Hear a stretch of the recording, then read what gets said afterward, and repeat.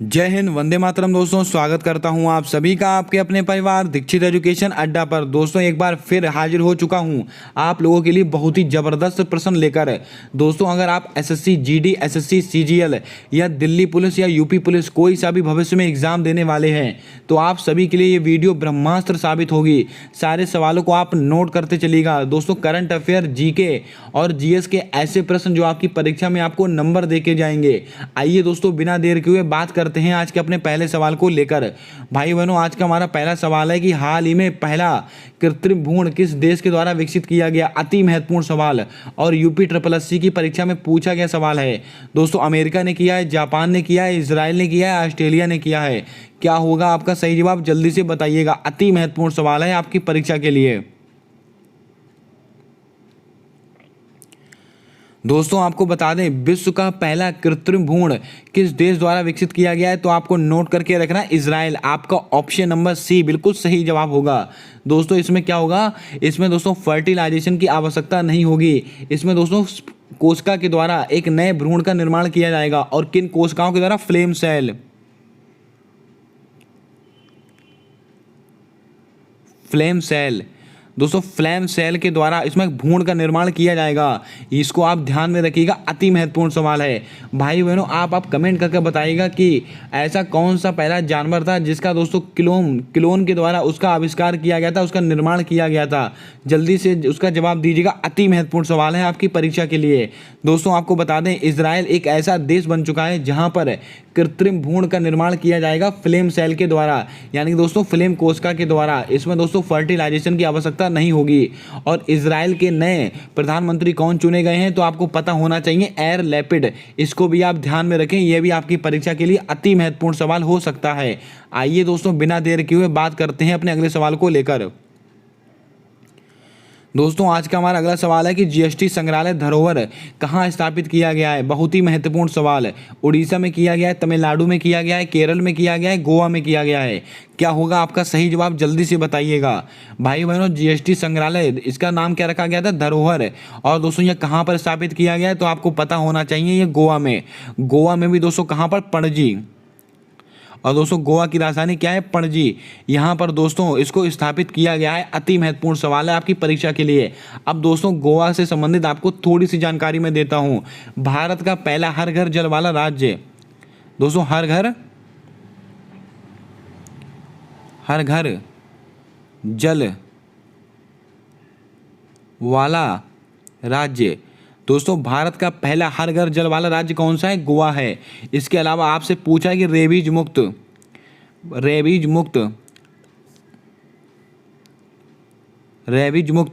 दोस्तों रेबीज मुक्त राज्य कौन सा है, भारत का पहला रेबीज मुक्त राज्य कौन सा है, वो भी गोवा है। और गोवा के वर्तमान में मुख्यमंत्री कौन है, प्रमोद सावंत हैं। और दोस्तों गोवा की जो विधानसभा है उसमें कितनी सीटें हैं, 40 सीटें हैं। आपको पता होना चाहिए कुछ महत्वपूर्ण आंकड़े।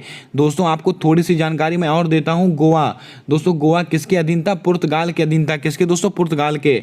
और आपसे सवाल पूछा जाएगा कि गोवा को अलग से राज्य का दर्जा कब दिया गया था तो आपको नोट करके रखना है, 1987 को दिया गया था। आपको ये भी नोट करके रखना है। अति महत्वपूर्ण सवाल है आपकी परीक्षा के लिए। उम्मीद करता हूँ आपको पूरी जानकारी समझ में आई होगी, आपने सारे सवालों को नोट किया होगा। आइए दोस्तों बिना देर किए हुए बात करते हैं आज के अगले सवाल को लेकर। दोस्तों आज का हमारा अगला सवाल कहता है कि सेमीकंडक्टर नीति लागू करने वाला भारत का पहला राज्य कौन सा बन गया है। गुजरात है, राजस्थान है, उड़ीसा है, मणिपुर है। क्या होगा आपका सही जवाब, जल्दी से बताइएगा। हाल ही में अभी दोस्तों इसका उद्घाटन किया गया था। अति महत्वपूर्ण सवाल है आपकी परीक्षा के लिए, जल्दी से बताइएगा। सेमीकंडक्टर नीति लागू करने वाला पहला राज्य कौन सा बना है तो आपको वेरी इंपॉर्टेंट में नोट करके रखना है, गुजरात। आपका ऑप्शन नंबर बी बिल्कुल सही जवाब होगा। दोस्तों आपकी परीक्षा के लिए सारे सवाल अति महत्वपूर्ण है। आप कोई सा भी एक दिवसीय एग्जाम देने वाले हैं, आपको इस जो सीरीज मैंने चलाई है यहाँ से आपको बहुत मदद मिलने वाली है। और ये सीरीज लगातार चलती चली जाएगी, बस आप इसको देखते जाइएगा। जो आपको सवाल सरल लगते हैं, अच्छे लगते हैं, उनको आप नोट करते चलिएगा। आपकी परीक्षा में सीधा आपको नंबर दिलाएंगे सारे के सारे सवाल। दोस्तों सेमीकंडक्टर नीति लागू करने वाला राज्य कौन सा है, गुजरात है। इसको आप ध्यान में रखेंगे, अति महत्वपूर्ण सवाल है आपकी परीक्षा के लिए। दोस्तों मणिपुर में क्या स्थित है, काबुल लामजाओ नेशनल पार्क। काबुल लामजाओ दोस्तों काबुल लामजाओ नेशनल पार्क कहाँ पर स्थित है? मणिपुर में स्थित है। इसके अलावा दोस्तों मणिपुर में ये क्यों महत्वपूर्ण है? क्योंकि भारत का एकमात्र तैरता हुआ राष्ट्रीय उद्यान कौन सा है? Kabul Lamjao national park. दोस्तों अगर आपसे पूछा जाए जूको घाटी, आज बहुत ही ज़्यादा चर्चा का विषय बना हुआ है जूको घाटी। जूको घाटी दोस्तों कहाँ पर स्थित है? मणिपुर और नागालैंड। मणिपुर और दोस्तों नागालैंड की सीमा पर स्थित है जूको घाटी। ये दोस्तों आपको पता होना चाहिए क्योंकि दोस्तों अभी हाल ही में बहुत ही महत्वपूर्ण मुद्दा था, इसको आप ध्यान में रखेंगे। उम्मीद करता हूँ आपने सवाल नोट किया होगा। आइए दोस्तों बिना देर किए हुए बात करते हैं आज के अगले सवाल को लेकर। भाई बहनों आज का हमारा अगला सवाल कहता है कि सलाल परियोजना किस नदी पर स्थित है? बहुत ही महत्वपूर्ण परियोजना और बहुत बार परीक्षा में पूछी गई परियोजना। दोस्तों बहुत ही सवाल उच्च लेवल के हैं सारे दोस्तों। सवाल ऐसे सवाल हैं जो एसएससी में बार बार पूछे जाते हैं। सलाल परियोजना किस नदी पर स्थित है? झेलम नदी पर है, चेनाब नदी पर है, ब्रह्मपुत्र नदी पर है या नर्मदा नदी पर है? क्या होगा आपका सही जवाब? जल्दी से बताइएगा। कुछ महत्वपूर्ण जानकारी दूंगा आपको नदियों के बारे में। दोस्तों आपको बता दें जो सलाल परियोजना है किस नदी पर स्थित है, तो आपको नोट करके रखना है ये चेनाब नदी पर स्थित है। आपका ऑप्शन नंबर बी बिल्कुल सही जवाब होगा। दोस्तों चेनाब नदी पर कौन कौन सी परियोजनाएं हैं आपको याद होनी चाहिए। दोस्तों एक तो हो गई सलाल, दूसरी कौन सी हो गई दोस्तों? दुलहस्ती। दुलहस्ती,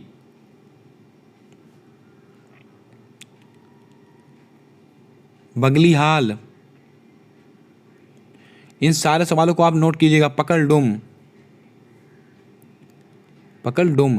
ये दोस्तों कुछ परियोजनाएं हैं किस पर स्थित हैं? ये दोस्तों चेनाब नदी पर स्थित हैं। और दोस्तों चेनाब नदी पर ही सबसे ऊंचा रेलवे ब्रिज बनाया जा रहा है, रेलवे पुल बनाया जा रहा है, इसको भी आपको पता होना चाहिए।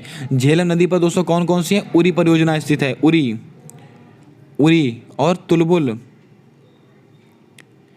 उरी और तुलबुल परियोजना किस नदी पर स्थित है? तो आपको नोट करके रखना है झेलम नदी पर स्थित है। ब्रह्मपुत्र नदी दोस्तों इस पर माजुली द्वीप स्थित है, माजुली। अगर आपसे पूछा जाए कि माजुली द्वीप किस नदी पर स्थित है तो ब्रह्मपुत्र नदी पर स्थित है। और इसके अलावा पूछा जाए कि ब्रह्मपुत्र नदी को कहाँ पर दोस्तों इसको सांगपो कहते हैं, तो तिब्बत में। कहाँ पर दोस्तों? तिब्बत में ब्रह्मपुत्र नदी को सांगपो कहते हैं, इसको आप नोट करके रखेंगे। और माजुली द्वीप दोस्तों कहाँ पर स्थित है? असम में स्थित है, ब्रह्मपुत्र नदी पर स्थित है, इसको भी आप थोड़ा ध्यान में रखेंगे। बहुत ही महत्वपूर्ण सवाल है। अब दोस्तों आप कमेंट कर बताएंगे कि नर्मदा नदी के ऊपर कौन कौन से दोस्तों बांध स्थित है। और दोस्तों आप कमेंट कर बताइएगा कि नर्मदा नदी का उद्गम स्थान कहाँ से, यानी कि नर्मदा नदी निकलती कहाँ से है। इसका जवाब आप कमेंट कर बताएंगे और यहाँ से सारे सवालों को आप नोट कर लीजिएगा। आइए दोस्तों बिना देर किए हुए बात करते हैं आज के अगले सवाल को लेकर। दोस्तों बहुत ही लल्लन टॉप प्रश्न, भुखमरी सूचकांक 2022 में भारत का स्थान कौन सा है? दोस्तों बिल्कुल अभी कल का इंडेक्स मैं आपको बता रहा हूँ, बहुत ही महत्वपूर्ण सवाल है। भुखमरी सूचकांक 2022 में भारत कौन से स्थान पे रहा? 101वें स्थान पे है, 107वें स्थान पे है, 132वें स्थान पे है या 135वें स्थान पर है? क्या होगा आपका सही जवाब? जल्दी से बताइएगा। अति महत्वपूर्ण सवाल है आपकी परीक्षा के लिए। दोस्तों आपको बता दें भुखमरी सूचकांक के अंदर भारत अब कौन से स्थान पर पहुंच चुका है? 107वें स्थान पर पहुंच चुका है। आपका ऑप्शन नंबर बी बिल्कुल सही जवाब होगा। दोस्तों अभी पहले किस पर था? 101वें स्थान पर था, लेकिन अभी हाल ही में कल के दिन ये रिपोर्ट जारी हुई है और भारत दोस्तों कौन से स्थान पर पहुंच चुका है? ये 107वें स्थान पर पहुंच चुका है। वर्तमान समय में दोस्तों कुछ महत्वपूर्ण रैंकिंग जो आपको याद होनी चाहिए, जैसे कि दोस्तों 132वां स्थान मानव विकास सूचकांक,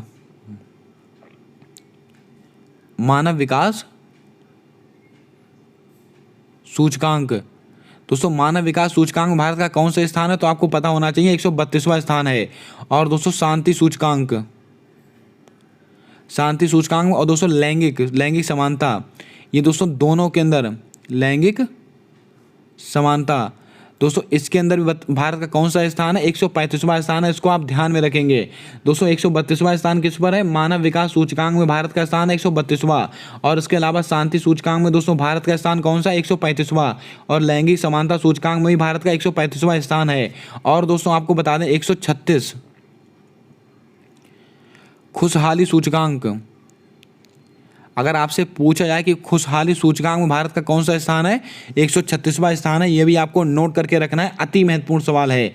आइए दोस्तों बिना देर किए हुए बात करते हैं आज के अगले सवाल को लेकर। भाई बहनों बहुत ही महत्वपूर्ण सवाल, बताइएगा कि भजन सोपारी का संबंध किस वाद्य यंत्र से है? सितार वादक है, तबला वादक है, संतूर वादक है या शहनाई वादक है?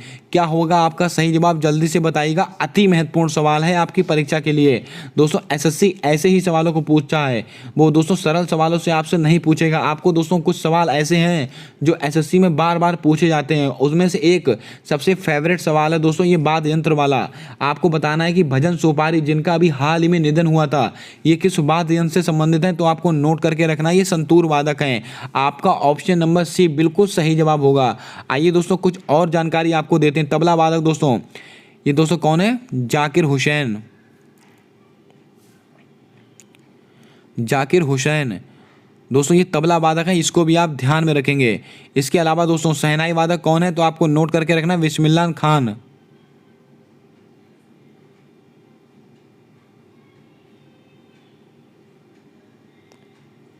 बिस्मिल्लाह, इसको भी आप ध्यान में रखेंगे। शहनाई वादक कौन है दोस्तों? बिस्मिल्लाह है। और दोस्तों तबला वादक कौन है? जाकिर हुसैन। भजन सोपारी का संबंध किस यंत्र से? ये संतूर वादक हैं, इसको भी आप थोड़ा ध्यान में रखेंगे। अति महत्वपूर्ण सवाल है आपकी परीक्षा के लिए। अब दोस्तों आप कमेंट करके बताएंगे कि पंडित शिव कुमार शर्मा दोस्तों ये किस वाद्य यंत्र से संबंधित है? जल्दी से इसका जवाब आप कमेंट करके बताएंगे। अति महत्वपूर्ण सवाल है आपकी परीक्षा के लिए। जल्दी से आइए दोस्तों बात करते हैं आज के अगले सवाल को लेकर। भाई बहनों आज का हमारा अगला सवाल है कि विंग्स ऑफ फायर दोस्तों क्या है? विंग्स ऑफ फायर, यहाँ पर थोड़ा टाइपिंग एरर है, इसको आप ठीक कीजिएगा। विंग्स ऑफ फायर किसकी पुस्तक है? मौलाना अबुल कलाम आज़ाद की पुस्तक है, सर एपीजे अब्दुल कलाम की पुस्तक है, या डॉक्टर राजेंद्र प्रसाद की पुस्तक है, या अरविंद घोष की पुस्तक है? क्या होगा आपका सही जवाब? जल्दी से बताइएगा। दोस्तों विंग्स ऑफ फायर किसकी पुस्तक है? तो आपको नोट करके रखना है। अति महत्वपूर्ण सवाल है आपकी परीक्षा के लिए। सर एपीजे अब्दुल कलाम, आपका ऑप्शन नंबर बी बिल्कुल सही जवाब होगा। दोस्तों यहाँ पर बी खाली आप इसको पा काट दीजिएगा। विंग्स ऑफ फायर किसकी पुस्तक है दोस्तों? एपीजे अब्दुल कलाम की। दोस्तों Maulana Abul Kalam Azad, India wings freedom. अति महत्वपूर्ण दोस्तों, इसको मैंने इसीलिए सवाल में शामिल किया है, बहुत ही कन्फ्यूजन भरा सवाल है। आपसे पूछा है कि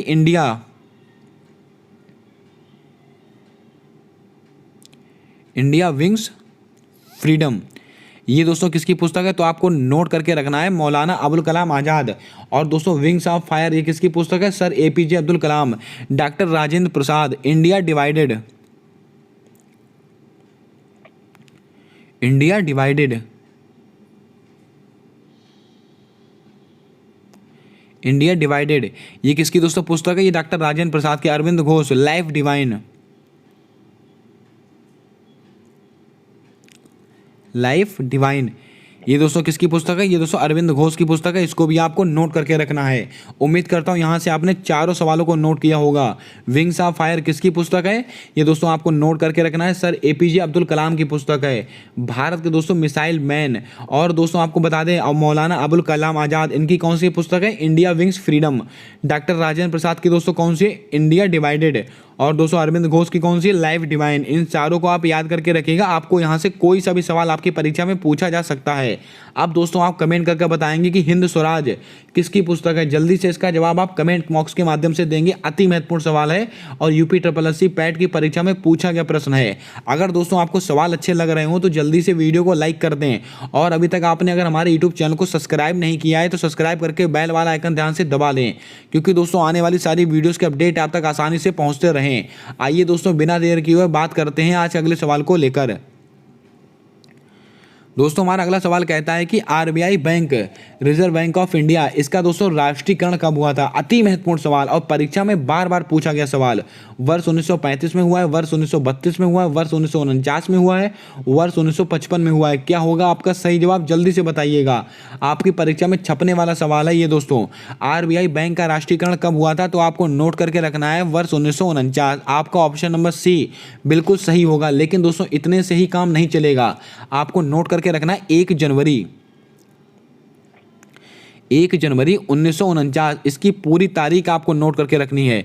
दोस्तों आरबीआई बैंक का राष्ट्रीयकरण कब हुआ था? 1 जनवरी 1949। अब दोस्तों आपको बता दें 1935 को क्या हुआ था? 1 अप्रैल 1935 1935 इसको दोस्तों क्या हुआ था, आरबीआई की स्थापना हुई थी। ये भी आपको पता होना चाहिए दोस्तों। आरबीआई बैंक की स्थापना कब हुई थी, 1 अप्रैल 1935। और दोस्तों इसका राष्ट्रीयकरण कब हुआ था, 1 जनवरी 1949।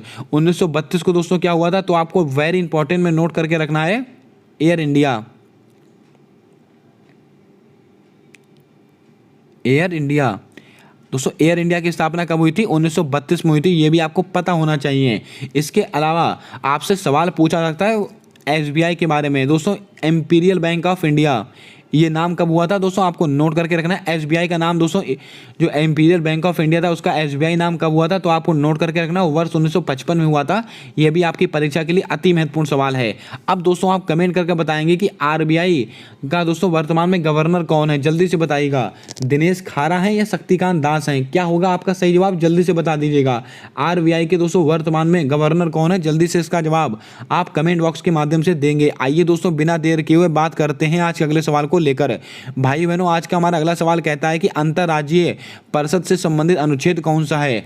अनुच्छेद 123, अनुच्छेद 263, अनुच्छेद 213, अनुच्छेद 315। क्या होगा आपका सही जवाब, जल्दी से बताइएगा। इंटर स्टेट काउंसिल, इससे संबंधित अनुच्छेद कौन सा है। बहुत ही महत्वपूर्ण सवाल है आपकी परीक्षा के लिए। पॉलिटी का एकदम लल्लन टॉप प्रश्न है, जल्दी से बताइएगा आपका सही जवाब क्या होगा। भाई बहनों आपको बता दें, इंटर स्टेट काउंसिल यानी कि दोस्तों अंतर्राज्यीय परिषद, इससे संबंधित अनुच्छेद कौन सा है, तो आपको नोट करके रखना है अनुच्छेद 263। आपका ऑप्शन नंबर बी बिल्कुल सही जवाब होगा। आइए दोस्तों कुछ और जानकारी देते हैं आपको इस सवाल के माध्यम से। 123 ये अनुच्छेद क्या कहता है, राष्ट्रपति की अध्यादेश शक्ति। दोस्तों राष्ट्रपति की अध्यादेश शक्ति, राष्ट्रपति का अध्यादेश, ये दोस्तों किसमें शामिल है, अनुच्छेद 123 से संबंधित है। अनुच्छेद 213 बिल्कुल मिलते जुलते ऑप्शन है दोस्तों। ये दोस्तों राज्यपाल, राज्यपाल का दोस्तों अध्यादेश, राज्यपाल का अध्यादेश किसके अंदर है, तो आपको नोट करके रखना है अनुच्छेद 213, अनुच्छेद 213। और इसके अलावा अनुच्छेद 315 दोस्तों ये यूपीएससी से संबंधित है, यूपीएससी। उम्मीद करता हूं दोस्तों आपने यहां से सारे प्रश्नों को नोट कर लिया होगा। और सिविल सर्विस डे कब मनाया जाता है, तो आपको पता होना चाहिए 21 अप्रैल को मनाया जाता है।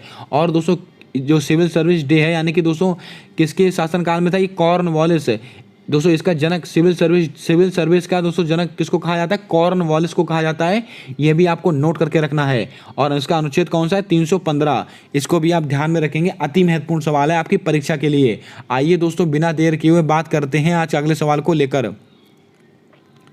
दोस्तों पॉलिटी का एक और बहुत ही लल्लन टॉप प्रश्न, मानव अंगों की तस्करी से संबंधित अनुच्छेद कौन सा है। अनुच्छेद 20, अनुच्छेद 23, अनुच्छेद 32, अनुच्छेद 37।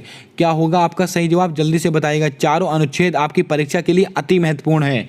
भाइयों बहनों आपको बता दें, मानव अंगों की तस्करी या बलात् श्रम पर रोक, आपसे कोई सा भी इनमें से सवाल पूछा जाए तो आपका सीधा जवाब होना चाहिए अनुच्छेद 23। आपका ऑप्शन नंबर बी बिल्कुल सही जवाब होगा। दोस्तों यूपीएससी की परीक्षा में ये सवाल पूछा गया था कि बलात् श्रम पर रोक दोस्तों किस अनुच्छेद से संबंधित है, तो आपका जवाब होगा अनुच्छेद 23। अगर आपसे मानव अंगों की तस्करी या बलात् श्रम पर रोक, दोनों का एक ही जवाब है अनुच्छेद 23। आइए दोस्तों बात करते हैं और अनुच्छेद को लेकर। अनुच्छेद 20 क्या कहता है, प्राण एवं दैहिक स्वतंत्रता। सॉरी दोस्तों, अनुच्छेद 20 नहीं, अनुच्छेद 21 प्राण एवं, ये दोस्तों महत्वपूर्ण है, प्राण एवं दैहिक, प्राण एवं दैहिक स्वतंत्रता। दोस्तों ये किस अनुच्छेद में, अनुच्छेद 21 में, इसको आप ध्यान में रखेंगे। और दोस्तों अनुच्छेद 21A में क्या है, आप सब जानते हैं कि दोस्तों निःशुल्क शिक्षा का अधिकार, 86वां संविधान संशोधन 2002, इसको आपको नोट करके रखना है। और दोस्तों 86वां संविधान संशोधन किसकी सिफारिश पर आया था, कस्तूरी रंगन समिति की सिफारिश पर आया था, इसको भी आपको पता होना चाहिए। अनुच्छेद 32 संवैधानिक उपचारों का अधिकार, दोस्तों कौन सा है, संवैधानिक उपचारों का अधिकार अनुच्छेद 32 में है। और डॉक्टर भीमराव अंबेडकर ने दोस्तों संविधान की आत्मा किस अनुच्छेद को कहा है, ये दोस्तों अनुच्छेद 32 को ही कहा है। और आपको बता दें इसके द्वारा सुप्रीम कोर्ट 5 प्रकार की रिट जारी करता है। कितने प्रकार की, 5 प्रकार की। यह भी आपको पता होना चाहिए, अति महत्वपूर्ण है। और दोस्तों अनुच्छेद 37 का कहता है कि डीपीएसपी हैं वो न्यायालय में अपरिवर्तनीय होंगे। ये दोस्तों डीपीएसपी अपरिवर्तनीय होंगे, ये अनुच्छेद 37 कहता है। इसको भी आपको पता होना चाहिए। उम्मीद करता हूँ यहाँ से आपने सारे प्रश्नों को समझा होगा, नोट किया होगा। आइए दोस्तों बिना देर किए हुए बात करते हैं आज के अगले सवाल को लेकर। भाई बहनों, आज का हमारा अगला और बहुत ही लल्लन टॉप प्रश्न है, जल्दी से बताइएगा। T49 किसको किसको जोड़ेगी? दोस्तों T49 सुरंग है, वो किसको किसको जोड़ेगी? लेह से मनाली मार्ग को जोड़ेगी, गुलमर्ग से जम्मू कश्मीर को जोड़ेगी, सुंबर से अरपिंचला को जोड़ेगी, इनमें से कोई नहीं। क्या होगा आपका सही जवाब? जल्दी से बताएगा। करंट अफेयर का बिल्कुल लल्लन टॉप प्रश्न है और दोस्तों यही लेवल एसएससी और पुलिस में दोस्तों आता है। जल्दी से बताइएगा आपका सही जवाब क्या होगा। T49 सुरंग किसको किसको जोड़ेगी? तो आपको नोट करके रखना है, सुंबर से अरपिंचला इसको जोड़ने वाली है, इसको आप ध्यान में रखेंगे। लेह से मनाली मार्ग को दोस्तों कौन जोड़ता है? अटल सुरंग। अटल सुरंग दोस्तों, अगर आपसे पूछा है कि लेह को मनाली से कौन जोड़ा? अटल सुरंग। और इसकी लंबाई कितनी है? 9.02 दोस्तों, पूरी ये 2 किलोमीटर 02 किलोमीटर, इसको भी आप नोट करके रखेंगे। और अटल सुरंग का पुराना नाम दोस्तों क्या था? तो आपको नोट करके रखना है, रोहतांग सुरंग। इसको भी आप ध्यान में रखिएगा। दोस्तों गुलमर्ग, जी आपके लिए परीक्षा महत्वपूर्ण हो सकता है। गुलमर्ग में दोस्तों क्या हुआ है? सबसे बड़ा इग्लू कैफे कहाँ पर खोला गया है? दोस्तों गुलमर्ग में खोला गया है। दोस्तों इग्लू कैफे दोस्तों, यानी कि इग्लू किसके घर होते हैं? एस्किमो जनजाति के घर होते हैं। इसको आप नोट करके रखें, आपसे यहाँ से कोई सा भी प्रश्न पूछा जा सकता है। उम्मीद करता हूँ दोस्तों आपको पूरा सवाल समझ में आया होगा। आइए दोस्तों बिना देर किए हुए बात करते हैं आज के अगले प्रश्न को लेकर। भाइयों बहनों, आज का हमारा अगला सवाल है कि पाल दाद वाव हत्याकांड किस राज्य से संबंधित है? दोस्तों यहाँ पर राज्य नहीं होगा, राज्य होगा। दोस्तों किस राज्य से संबंधित है? केरल, गुजरात, उड़ीसा या पंजाब? क्या होगा आपका सही जवाब? जल्दी से बताइएगा। पाल दाद वाव हत्याकांड किस राज्य से संबंधित है? बहुत ही ज्यादा चर्चा का विषय बना रहा था। जल्दी से बताइएगा इसका सही जवाब क्या होगा। भाई बहनों, आपको बता दें पाल दादवाब हत्याकांड ये दोस्तों गुजरात से संबंधित है। आपका ऑप्शन नंबर बी बिल्कुल सही जवाब होगा। दोस्तों इसको आप नोट करके रखिएगा, अति महत्वपूर्ण सवाल है आपकी परीक्षा के लिए। दोस्तों गुजरात आपकी परीक्षा के लिए बहुत ही महत्वपूर्ण राज्य है। यहाँ पर दोस्तों क्या क्या हुआ है तो आप रनिंग वे में इसको सुनिएगा। सेमीकंडक्टर नीति लागू की है दोस्तों, कहाँ पर? गुजरात में। बुलियन एक्सचेंज दोस्तों ये कहाँ पर हुआ? ये भी दोस्तों गांधीनगर गुजरात में ही हुआ है। इसके अलावा अगर आपसे पूछा है कि WHO मेडिसिन ट्रेडिशनल सेंटर इसकी स्थापना कहाँ पर हुई? जामनगर गुजरात में हुई है। अति महत्वपूर्ण सवाल है, इसको सारे सवालों को आप ध्यान में रखिएगा। उड़ीसा दोस्तों, इस पर क्या हुआ था? पाइका विद्रोह दोस्तों उड़ीसा में हुआ है। और दोस्तों पंजाब में कूका विद्रोह हुआ था। कूका विद्रोह। अब आप बताइएगा कि मोपला विद्रोह किस राज्य से संबंधित है? जल्दी से बताइएगा, आपकी परीक्षा के लिए यह विद्रोह भी अति महत्वपूर्ण है। जल्दी से बताइएगा। दोस्तों आपको बता दें पाल दादवाब हत्याकांड किस राज्य से संबंधित है? गुजरात से संबंधित है। उड़ीसा से दोस्तों कौन सा विद्रोह संबंधित है? पाइका विद्रोह। अगर आपसे पूछा है कि पंजाब से दोस्तों कौन सा विद्रोह संबंधित है तो आपको सही जवाब देना है दोस्तों पंजाब से कूका विद्रोह। और दोस्तों मोपला विद्रोह किस राज्य से संबंधित है? तो आपको नोट करके रखना है केरल। आपको जो इससे क्या है मोपला विद्रोह ये किस राज्य से संबंधित है? केरल से संबंधित है। आपको यह भी पता होने चाहिए। सारे सवाल अति महत्वपूर्ण है। आइए दोस्तों बिना देर किए हुए बात करते हैं आज के अगले सवाल को लेकर। भाइयों बहनों, आज का हमारा अगला सवाल कहता है कि देश की पहली इंद्रायणी मेडिसिटी कहां पर स्थापित की गई है? अति महत्वपूर्ण सवाल। गुजरात में, महाराष्ट्र में, तमिलनाडु में, केरल में? क्या होगा आपका सही जवाब? जल्दी से बताइएगा। दोस्तों देश की पहली इंद्रायणी मेडिसिटी कहां पर स्थापित की गई है? तो आपको ध्यान में रखना है, ये महाराष्ट्र में की गई है। महाराष्ट्र में भी दोस्तों कहां पर? पुणे में। दोस्तों पुणे में की गई, इसको आप ध्यान में रखेंगे। उम्मीद करता हूं दोस्तों इसको आपने नोट कर लिया होगा। और दोस्तों वर्तमान में महाराष्ट्र के जो मुख्यमंत्री कौन बने हैं? एकनाथ शिंदे। ये परीक्षा में आने वाले सवाल हैं सारे के सारे। एकनाथ शिंदे। और दोस्तों एकनाथ शिंदे और वहां के स्पीकर कौन बने? राहुल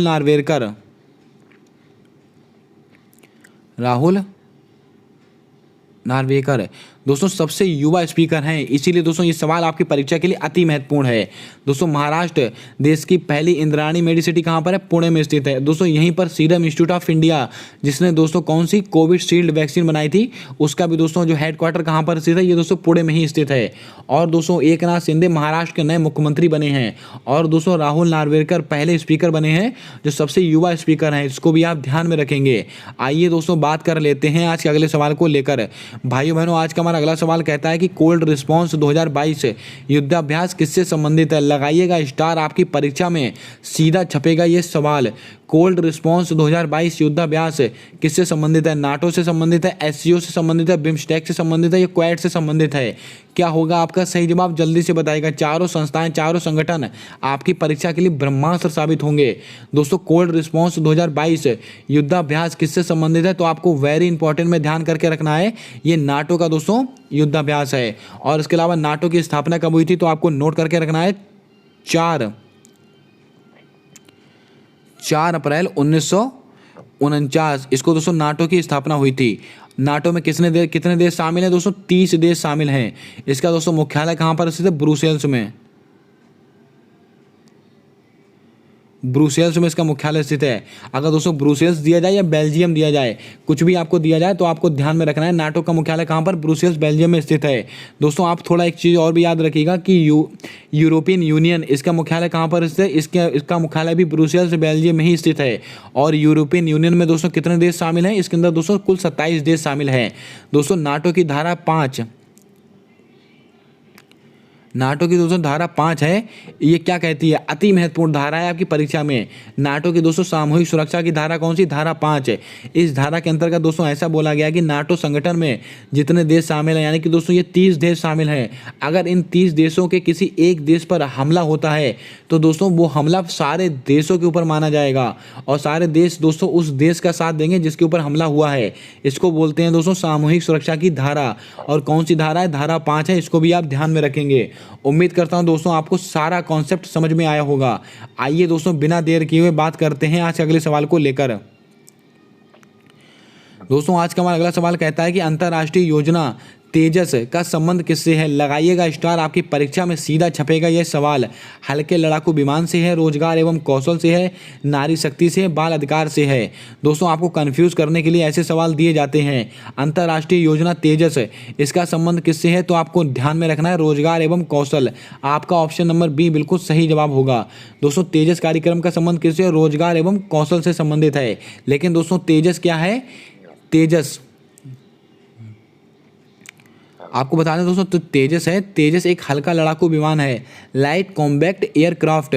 तेजस का मतलब दोस्तों हल्का लड़ाकू विमान भी होता है। लेकिन दोस्तों आपसे पूछा क्या गया है? अंतर्राष्ट्रीय योजना तेजस का संबंध किससे? यहाँ पर योजना पूछा गया है ना, आपसे आपकी लड़ाकू विमान पूछा गया। इसको आप ध्यान में रखिएगा, बहुत ही बारीक पॉइंट होते हैं दोस्तों, यहीं पर बच्चे गलती करते हैं। आइए दोस्तों बात करते हैं आज के अगले सवाल को लेकर। भाई बहनों आज का हमारा अगला सवाल कहता है कि अंतर्राष्ट्रीय श्रम संगठन का नया महानिदेशक किसको बनाया गया? लगाइएगा स्टार, आपकी परीक्षा में यहाँ से दोस्तों सवाल आने की प्रबल संभावना है। अंतर्राष्ट्रीय श्रम संगठन का नया महानिदेशक किसको चुना गया है? एंथनी अल्बनीज को चुना गया है, होंगबो को चुना गया है या एयर लैपिड को चुना गया है, शिंजो अबे को चुना गया है? क्या होगा आपका सही जवाब? जल्दी से बताइएगा। भाई बहनों ILO अंतर्राष्ट्रीय श्रम संगठन, इसका महानिदेशक किसको चुना गया है? तो आपको नोट करके रखना है होंगबो। आपका ऑप्शन नंबर बी बिल्कुल सही जवाब होगा। दोस्तों आपको सवाल टफ लग रहे होंगे, लेकिन दोस्तों SSC में ऐसे ही लेवल के सवाल आते हैं, आप इसको ध्यान में रखिएगा। आप ऐसी चीज़ें पढ़िए जो आपकी परीक्षा में आए, आप फालतू का ज्ञान मत लीजिएगा। दोस्तों अगर आपको वीडियो अच्छा लग रहा है तो वीडियो को लाइक कर दें, और अभी तक आपने अगर हमारे यूट्यूब चैनल को सब्सक्राइब नहीं किया है तो सब्सक्राइब करके बेल वाला आइकन ध्यान से दबा लें, क्योंकि दोस्तों आने वाली सारी वीडियोस के अपडेट आप तक आसानी से पहुंचते रहें। आइए दोस्तों ऑप्शंस को लेकर बात करते हैं। एंथनी अल्बनीज, ये दोस्तों ऑस्ट्रेलिया के नए प्रधानमंत्री बने हैं। कहाँ के दोस्तों? ऑस्ट्रेलिया के दोस्तों नए प्रधानमंत्री कौन बने हैं? तो आपको नोट करके रखना है, ये दोस्तों एंथनी अल्बनीज बने हैं। और किस पार्टी से संबंधित? Labour party.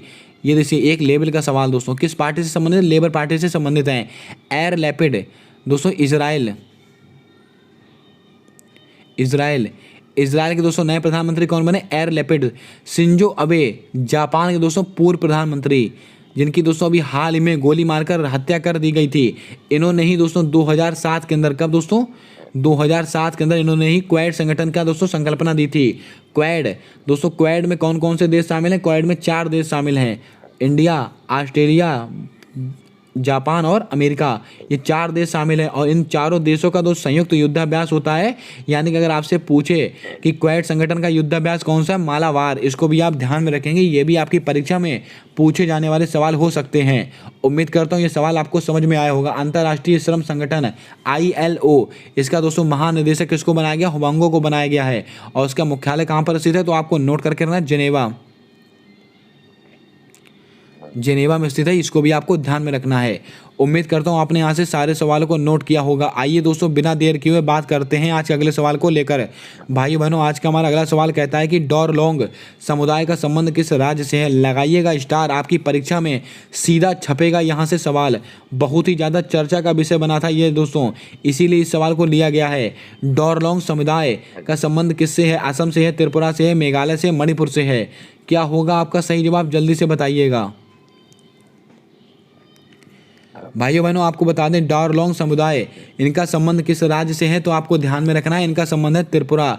भाई बहनों, आपको बता दें दोस्तों, त्रिपुरा राज्य की सरकार ने ऐसा बोला है कि डोरलोंग समुदाय के जो लोग हैं, डोरलोंग समुदाय के लोग हैं, उनको राष्ट्रीय अनुसूचित जनजाति, कौन सी दोस्तों, राष्ट्रीय अनुसूचित जनजाति के अंदर शामिल करने की मांग की गई थी, शामिल करने की बात की गई थी।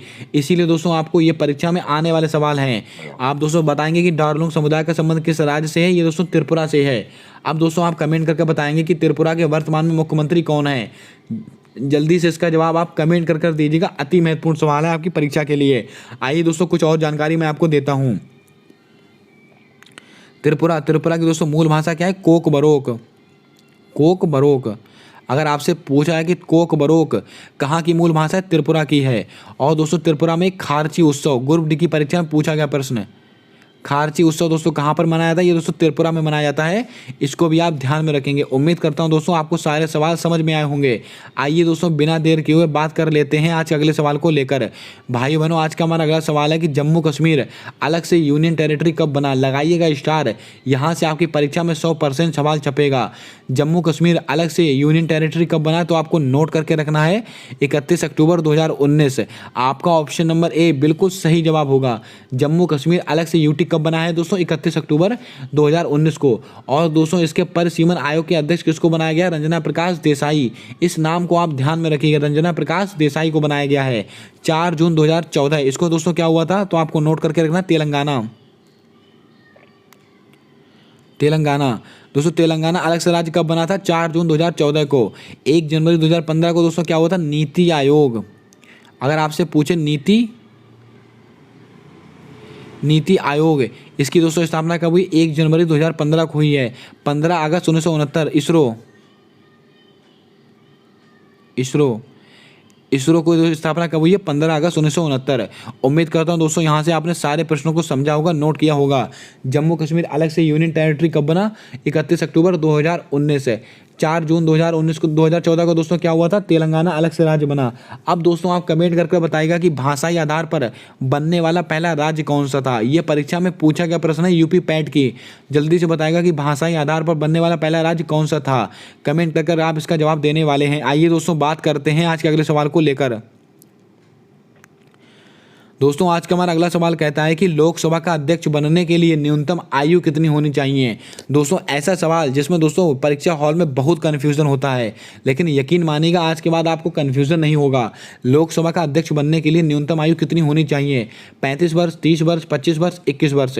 क्या होगा आपका सही जवाब, जल्दी से बताइएगा। अति महत्वपूर्ण सवाल है आपकी परीक्षा के लिए। भाई बहनों आपको बता दें, जो लोकसभा का अध्यक्ष बनने के लिए कितने आयु होनी चाहिए, तो आपको नोट करके रखना है 25 वर्ष। आपका ऑप्शन नंबर सी बिल्कुल सही जवाब होगा। आइए दोस्तों इसका कॉन्सेप्ट आपको मैं याद कराता हूं। दोस्तों सबसे आम आदमी कौन होता है, आम नागरिक। आम नागरिक को दोस्तों क्या होता है कि मतलब वोट देने का अधिकार वो किसमें है, तो आपको पता होना चाहिए कि वो 18 वर्ष की आयु में दोस्तों आप वोट दे सकते हैं, या सबको पता है। आम नागरिक दोस्तों जो आम ही होता है उसको दोस्तों 18 वर्ष की आयु में वोट दे सकता है। अब एक आम नागरिक दोस्तों एक छोटे मोटे चुनाव लड़ता है, जैसे कि ग्राम पंचायत का हो गया, ये तो जिला पंचायत का हो गया, ये दोस्तों छोटे मोटे चुनाव लड़ता है। ये दोस्तों किससे संबंधित है, ये दोस्तों 21 वर्ष, यानी कि दोस्तों अगर आपसे ग्राम पंचायत का पूछे, अगर आपको ग्राम प्रधान का इलेक्शन आपको लड़ना है, ये दोस्तों जो इन सबका मेंबर चेयरमैन का इलेक्शन लड़ना है, तो दोस्तों कितना होना चाहिए, 21 वर्ष होनी चाहिए। आप थोड़ा सा ऊपर और बढ़ते हैं, आप सोचते हैं कि हम थोड़ा और ऊपर बढ़ जाएं, तो दोस्तों आप पहुंच जाते हैं कहाँ पर, लोकसभा में, कि हम लोकसभा में दोस्तों MP बनेंगे या MLA बनेंगे। दोस्तों इसके लिए कितना होता है, 25 वर्ष। लेकिन दोस्तों आप सोचते हैं लाओ थोड़ा सा और ऊपर बढ़ा जाए, तो दोस्तों क्या होगा, राज्यसभा में आप पहुंचेंगे। कहाँ पर, राज्यसभा में। राज्यसभा, दोस्तों राज्यसभा में दोस्तों कोई भी MLA MP बनने के लिए दोस्तों क्या है, 30 वर्ष है। अब आप दोस्तों आप सोचते हैं कि हम सबसे ऊंचे बन जाएं, यानी कि दोस्तों राष्ट्रपति, अगर आपसे पूछे राष्ट्रपति, उपराष्ट्रपति और राज्यपाल, ये तीनों दोस्तों बनने के लिए कितनी आयु होनी चाहिए, तो आपको नोट करके रखना है, 35 वर्ष की आयु होनी चाहिए। और राज्यसभा का मेंबर बनने के लिए दोस्तों 30 वर्ष की आयु होनी चाहिए। लोकसभा का मेंबर बनने के लिए 25 वर्ष की आयु होनी चाहिए। और इसके अलावा अगर आपसे पूछे लोकसभा के अलावा दोस्तों, ये देखिए PM, अगर आपको प्रधानमंत्री बनना है तो भी दोस्तों आपको 25 वर्ष की आयु पूरी होनी चाहिए। ये दोस्तों न्यूनतम आयु है। और छोटे मोटे ग्राम प्रधान हो गया दोस्तों, ये सब के लिए कितनी, 21 वर्ष की होनी चाहिए। और दोस्तों 18 वर्ष क्या है, ये दोस्तों वोट देने का अधिकार, इसको भी आप ध्यान में रखेंगे। अब आप कमेंट करके बताइएगा कि वोट देने का अधिकार 21 वर्ष से 18 वर्ष किस संविधान संशोधन के द्वारा किया गया था। इसका जवाब आप कमेंट कर देंगे। अति महत्वपूर्ण सवाल है आपकी परीक्षा के लिए। आइए दोस्तों बिना देर किए हुए बात करते हैं आज के अगले सवाल को लेकर। आज का अगला और अंतिम सवाल है दोस्तों हमारा बहुत ही महत्वपूर्ण। ब्रिटेन की नई प्रधानमंत्री कौन चुनी गई हैं? लिज ट्रस बनी है, सुएला बेबरमैन बनी है, कमला हैरिस बनी है, नैन्सी पेलोसी बनी है। क्या होगा आपका सही जवाब, जल्दी से बताइएगा। अति महत्वपूर्ण सवाल है आपकी परीक्षा के लिए। दोस्तों आपको बता दें ब्रिटेन की नई प्रधानमंत्री कौन चुनी गई हैं, तो आपको ध्यान में रखना है लिज ट्रस। आपका ऑप्शन नंबर A बिल्कुल सही जवाब होगा। और किस पार्टी से संबंधित है? कंजर्वेटिव।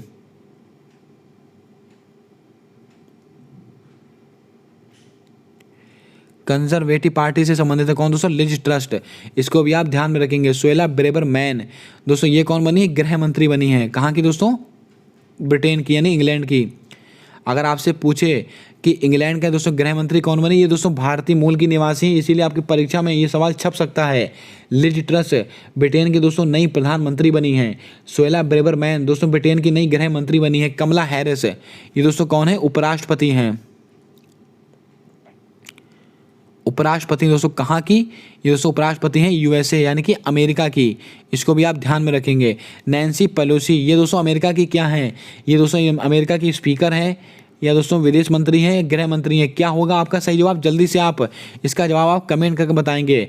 दोस्तों आपको बता दें नैन्सी पेलोसी का संबंध किससे? अमेरिका से है। और दोस्तों अभी हाल ही में इन्होंने ताइवान की यात्रा की थी, जिस वजह से चीन काफ़ी नाराज़ हो गया था और चीन ने ताइवान को 6 तरफ से घेर लिया था। उस पर आक्रमण करने के लिए उसके चारों 6 तरफ से उसकी तरफ दोस्तों एक्सरसाइज करना प्रारंभ कर दिया था।